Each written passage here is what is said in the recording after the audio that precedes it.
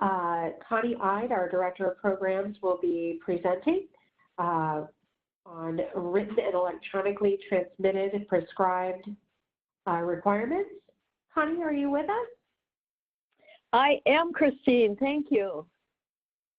Wonderful. I will turn everything over to you for today's presentation.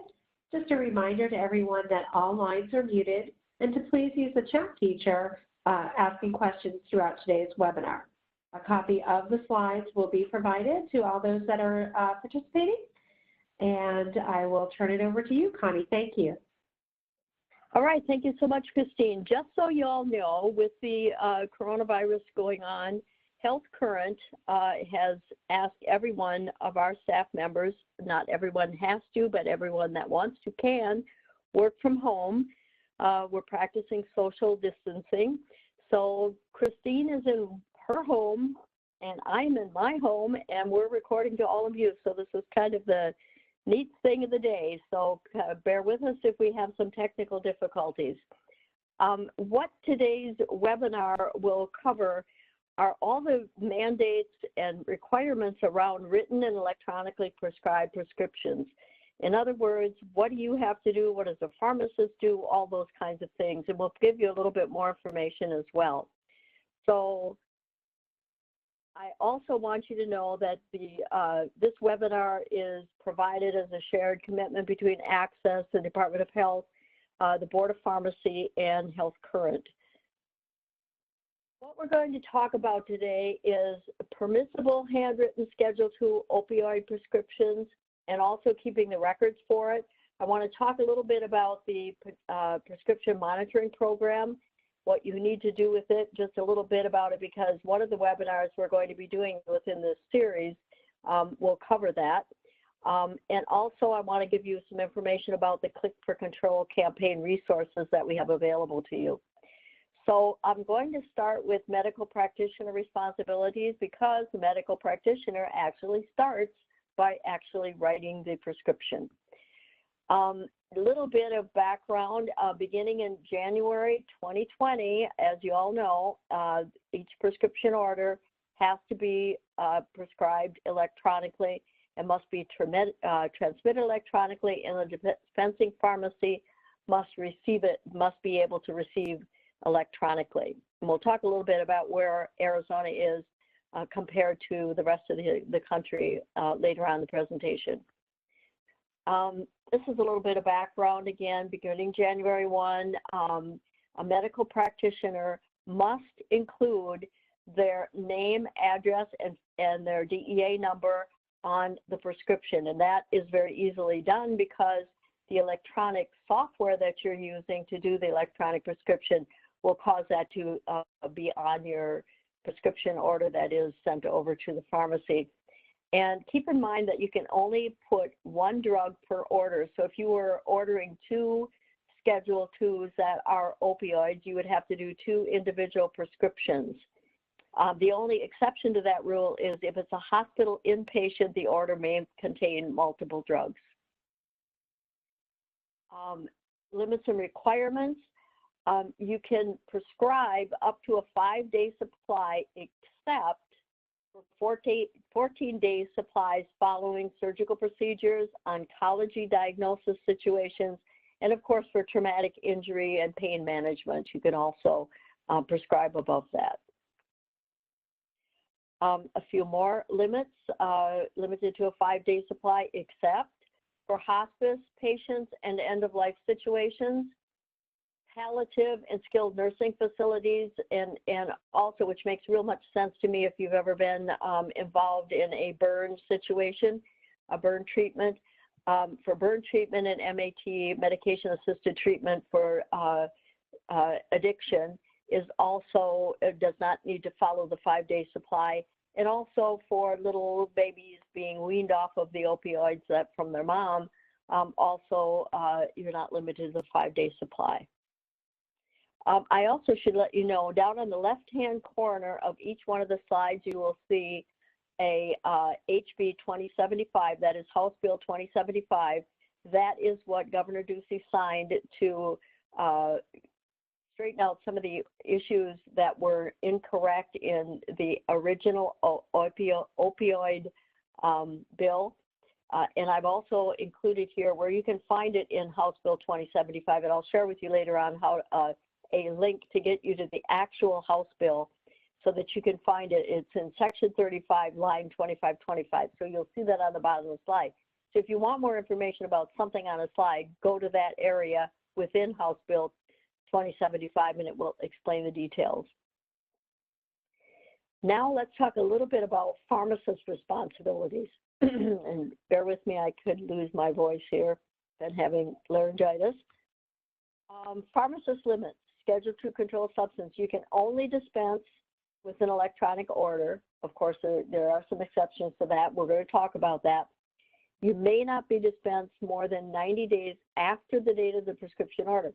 So if you get if a prescriber prescribes something and it's past 90 days when the patient brings comes in to pick up their prescription, you would not be able to, as a pharmacist, be able to dispense that. And I put this in here. I know we probably don't have a lot of pharmacists on the line, but I think it's good for the prescriber to understand that as well, and probably explain that to the patient when you tell them what you're prescribing. And obviously, again, this is good for the pharmacist as well as the prescriber and patient to know the prescription may not be refilled. So you need to have a new prescription for every Schedule II controlled substance that is an opioid. Pharmacist limits and requirements.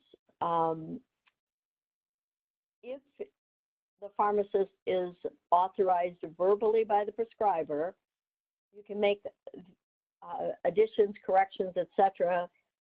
to the actual order itself in the following areas: date, strength, dosage, quantity, and use directions. So in other words, if a pharmacist gets an electronic order for a controlled substance, and they see that something doesn't quite look right, or their system alerts them that there is something that is not quite right on the prescription, the pharmacist may contact the prescriber and discuss those kinds of things with them. And if the prescriber says, oh, wait a minute, I used the wrong date or the wrong strength, whatever, the pharmacist can correct the orders. And here's how they need to do it. He or she, the pharmacist, must document the changes made on a paper copy and keep it with their reconciliation. If the system that they're using allows them to make the changes on their system, they can do that as well, so that it appears on the electronic copy. So he can make those changes in the correct order to correct the order on the original order, or on a paper copy of the original order, and keep it in their files. But most must be done in both places is the point here, both electronically as well as on the order. Pharmacist limits, I did not cover in this presentation any of the compounding. The reason I didn't include the compounding is I haven't heard, and I'm on the list to hear about it, when they get more information and define more. The Board of Pharmacy and others are on a team that are determining the answers to some of these things. One of them is compounding. How do they deal with compounding when you're ordering compounding for different situations? Also, for long-term care facility residents and hospice care, I didn't include anything about that. Controlled substance dispensed to consumers. I haven't figured that one out yet either. I don't know, haven't had information. And I didn't include the pharmacy, the veterinary prescribing and dispensing, and that is because Bill 2075, House Bill 2075, removed the responsibility of veterinarians to prescribe electronically until the veterinary board determines that there's enough software available to electronically prescribe that they would be able to do that. The reason, as most of you know that have a pet, if you go to a veterinarian, they mostly dispense. They normally don't write. So it isn't a huge inconvenience for them to not be able to electronically prescribe. But as soon as there's enough software out there, they will be required. And any of you that have family members or are on pretty good terms with your veterinarian, I will be getting out to them once we find out that information so that they have the information that they need. And I apologize for the noise. My landscapers just arrived, so who knows what's going to happen with that. Is it very difficult? Christine, can you let me know? Is that a very bad noise? Connie, we cannot hear any background noise. Okay, that's great. I'm like drowning in it, but that's great if you guys can't, so we'll just move on. Now I want to talk about the situations where the medical practitioner as well as the pharmacist has responsibilities, and they're kind of the same, so I put them together. This is something that I get asked a lot. What do I do if my system is down? Well, here it is. The pharmacist may dispense when the system, the electronic prescribing, in other words, the prescriber system is not operational, or the management system in the pharmacy is not available. That is a very good thing. And both, but keep in mind that both must maintain records of when the systems were not operational or available. Now let's talk a little bit about emergency situations. You can also do emergency quantities of controlled substances, maybe orally ordered and dispensed. The pharmacist must transcribe the oral prescription and keep the information until the practitioner is able to manually sign and provide the manual signature. On the other side of that is the medical practitioner must deliver written or electronically prepared orders within 7 days to the pharmacist. The medical practitioner may write and the pharmacist may dispense to any of the following federal situations, like to the VA facility, a military-based health facility, an Indian Health Services hospital, Indian Health Services facility, and patients that they're seeing at a tribal-owned clinic are also not required to be electronically prescribed. I will tell you, however, that very soon the federal government will be requiring everything to be electronically prescribed, even at their own facilities, as well as Medicare and Medicaid will be just doing the same. Arizona, let's talk a little bit about where we are. That's basically the information about writing electronically prescribed prescriptions. I wanted to share with you some information about where we are in Arizona and where it is in the national landscape, so we can kind of tell how are we doing in getting our prescribers enabled to EPCS. I looked it up this morning, and as of February 2020, we are third in the nation, which is better than we were a couple of months ago. We were fourth. The New York is the first at 82%. North Carolina is second at 76%, and Iowa and Arizona are tied for third place. So that's pretty good news. I'm excited about it. Here's the statistics on it. What you can see here is pharmacies that are enabled and prescribers that are enabled. So nationally, pharmacies are at 96%, Arizona's at 99%. For prescribers, nationally, 51% are enabled, and in Arizona, we're at 74%. So we're 23% ahead of national numbers. And if you want to go and look at that yourself occasionally, I put the link to it to SureScripts down at the bottom of the screen. A little bit about the Controlled Substance Prescription Monitoring Program. A lot of folks call it the PMP or the Prescription Monitoring Program. Technically, it is the Controlled Substance Prescription Monitoring Program. These slides will let you know exactly what's going on with it. It's easy to follow, and you should also know that we are very lucky that Lynn Curtis, who works for the Board of Pharmacy and is an expert on the CSPMP, he will be speaking to us in one of the webinars that'll be coming up. I think it's, I don't know the date right off the top of my head, but it's in this presentation a little bit further, so we'll look for you all to be involved in that as well.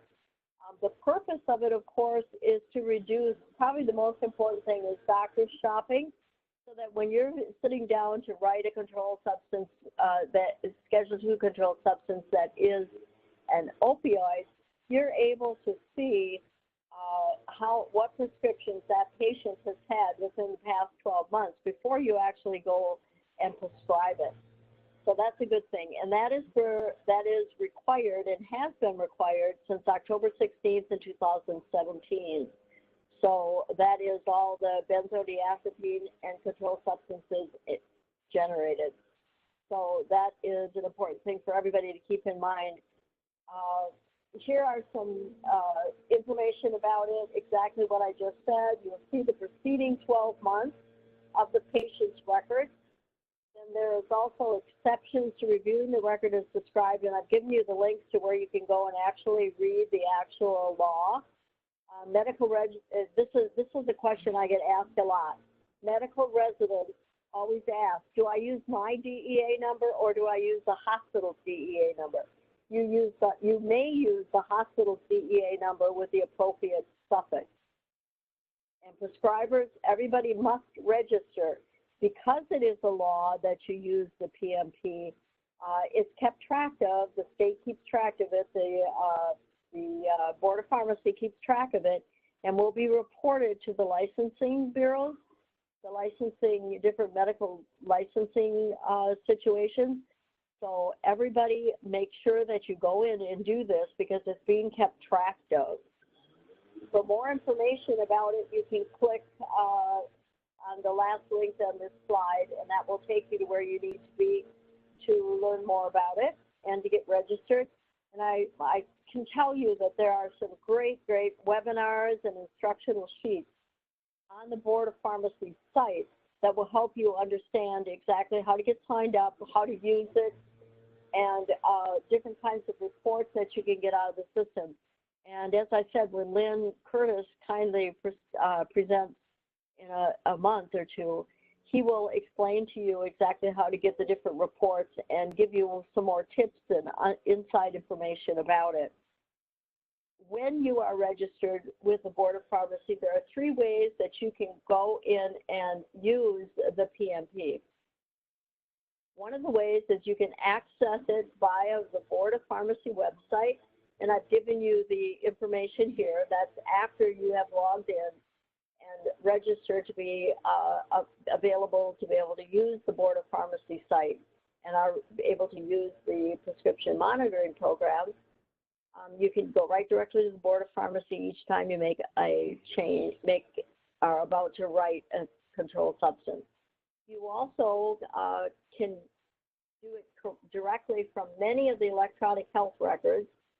You need to check with your vendor, however, to find out if it's available to you and find out if there are any costs and if they're not doing it, when will they start doing it, because it makes it quite easy for you to be able to go directly from your EHR and not have to go out of that system to be able to go forward and check out, go into the PMP and check it. Also, the access, you can access it via Health Current. If you are a Health Current HIE participant, you can do it through the HIE portal. So while you're on the portal checking to see the past medical information about the patient you're about to see, you also can go ahead and go through and check the PMP while you're in there. And I've given you some additional information on the bottom of this screen also, and figuring out how to do the monitoring.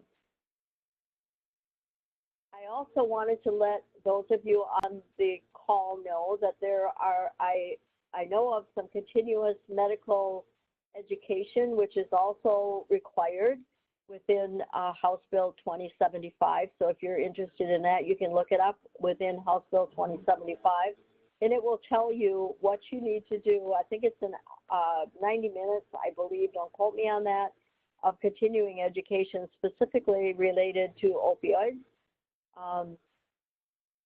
very nicely, ASU and the Osteopathic Association teamed together and came up with a online course that you can take. It's free, and it will allow you to get a CME, the qualifications that you need for your licensing board. I've given you the link to it down below on this slide, so I encourage you to at least go and take a look at it. It might be a nice way to get your CME. Now I'd like to tell you a little bit about the Click for Control campaign and some of the things that we offer and some of the things that you can find online on our website. So for EPCS Resource Department, we have a lot of information on our website, and I've given you the link to it there, where you can go and look at how to register for webinars. You can look at all the different things. We have a lot of fact sheets and a lot of frequently asked questions on the website. I always suggest to people to go ahead and print those kinds of things out. Look at the fact sheets, print them out. If you're talking to your prescribers in meetings, you may want to print those, print the flyers out and hand them out, or also download them and share them electronically. Another thing that I would suggest that you do, and I often talk about this when I am speaking to providers to get them up and live on EPCS, you may want to consider creating a flyer that you can hand to a patient whenever you're electronically prescribing, either for controlled substance or just plain electronically prescribing. Because if you think about it, patients are very used to walking away with a paper prescription in their hand. So you're now sending them away with nothing in their hand.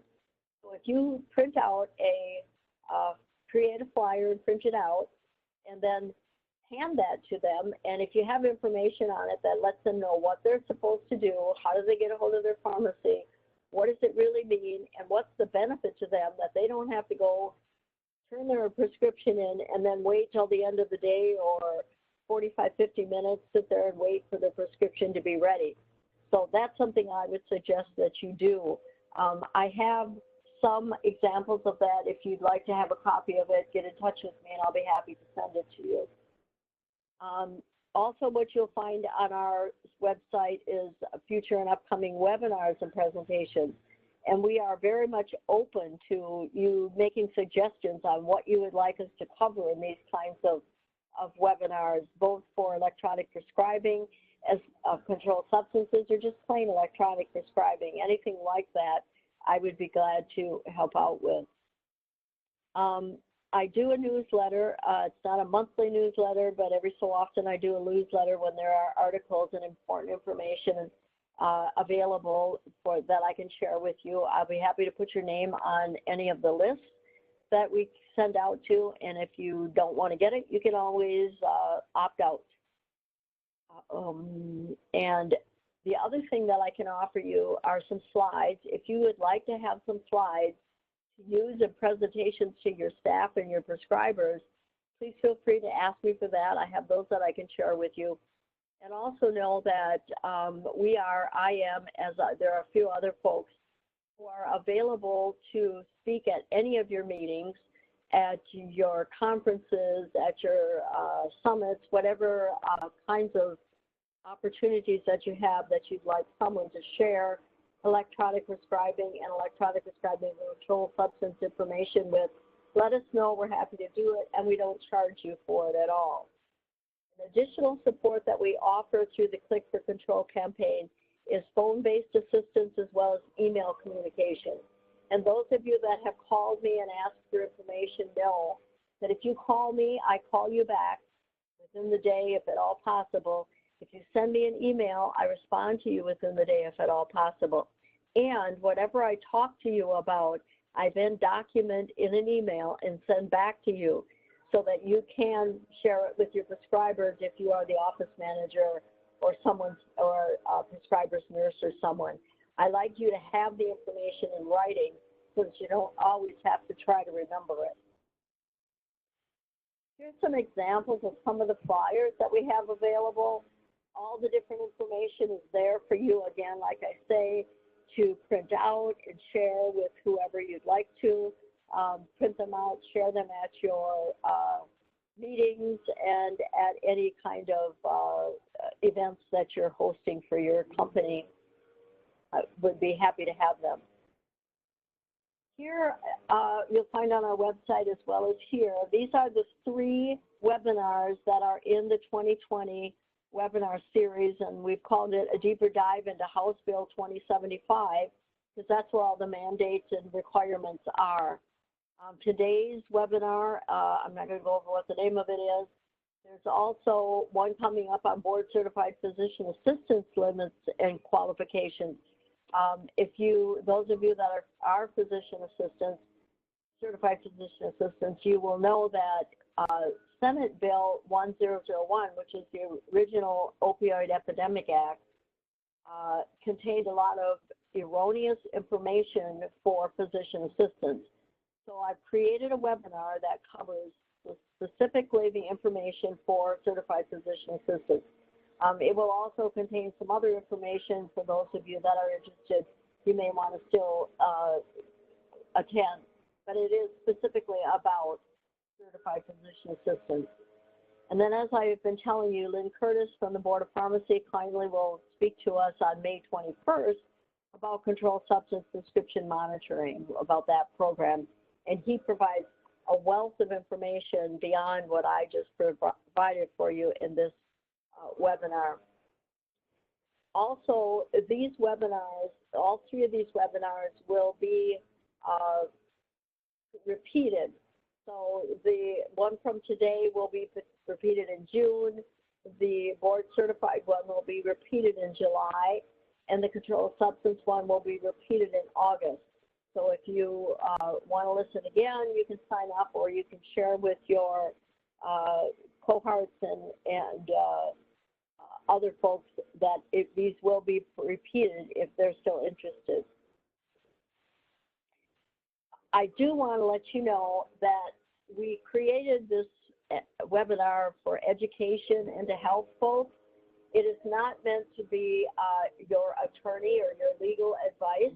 So I suggest that you review and interpret the legislation and mandates for your own specific needs and information, because I don't want you to think that everything I've said today is exactly what needs to happen, because there's a whole lot of other things around it as well, and each one of the situations may be different.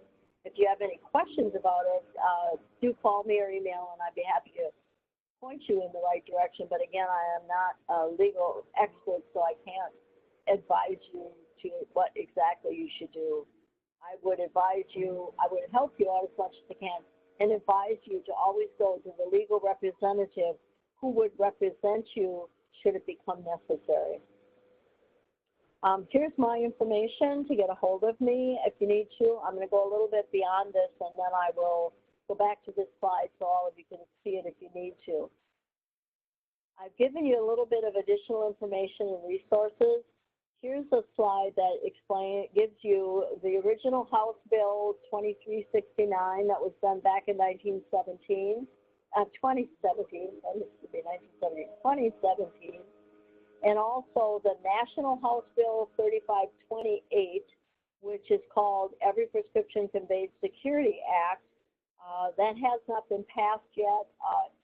It's close to being passed from what I understand. It may already be passed, and I don't know about it, but it will then help you understand that it's coming down the pike where everybody has to do it anyway. Then I've also given you the bill text to Senate Bill 1001, which is the Arizona Opioid Epidemic Act, and then also a little slideshow about it if you're interested. And then here's the link that I've been promising you to House Bill 2075, which is the extended deadline which extended the deadline for Schedule II opioids to January 1, 2020 from January 1, 2019. Removed, changed, updated a lot of things from the original Senate Bill Senate Bill 1001, which is the Opioid Epidemic Act. A little bit more information. This is basically, in a nutshell, what House Bill 2075 did. Remove the waiver process. Those of you who were involved from the beginning knew that originally there was a waiver ability in the bill. There are about 23,000 prescribers, give or take, that have a DEA number in the state of Arizona. There were 46,000 some waivers offered or written. So it was very interesting to understand how there could be that many waivers. And I figured out why.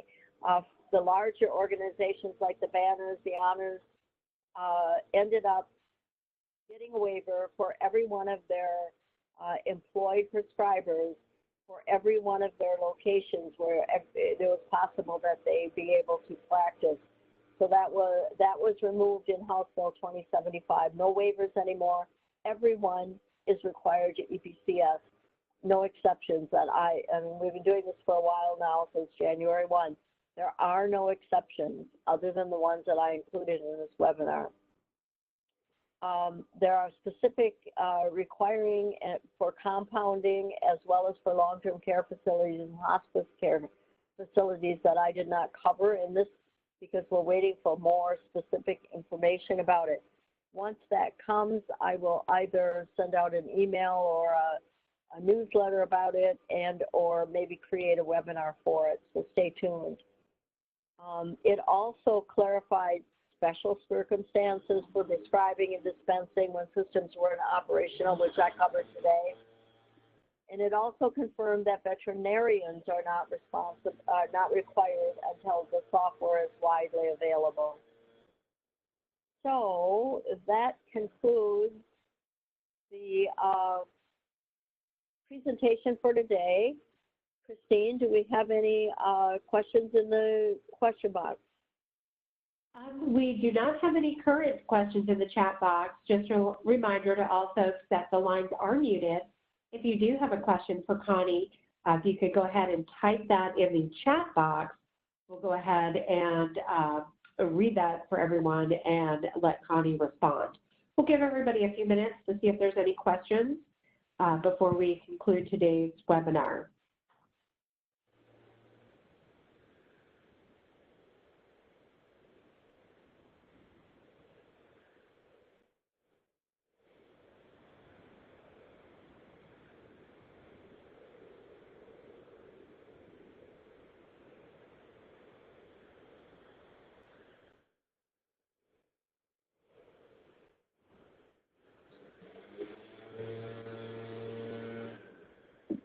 I can hear your landscaper, Connie, for a second. It's okay. Oh my God. As soon as I hang up, they'll go away. That's okay. Can you let us know what is the recommendation for EHR downtime? If the EHR system is down, that is that's probably the system that the prescriber is using. It's not they can prescribe manually. They can write. When they write the prescription manually, they need to make sure they include their name, their address, their DEA number on the script, and then they are required to provide it in, when the system comes back up, they are required to provide it in electronic format to the pharmacy. What it really means, Christine, is not just their EHR software. It is specific to the software that they're using to electronically prescribe controlled substances. Sometimes that is a module that is attached to their EHR, electronic health record system. Sometimes it's a standalone. Sometimes it's the system that they're using on their phone to do electronic prescribing. That's it. Thank you, Connie. The chat box is still open. If others have questions, we'll pause for another minute to see if anyone else has any for Connie today before we conclude the presentation. Just a reminder that today's presentation was recorded or is being recorded, and we will get the slides out to all of our participants this afternoon.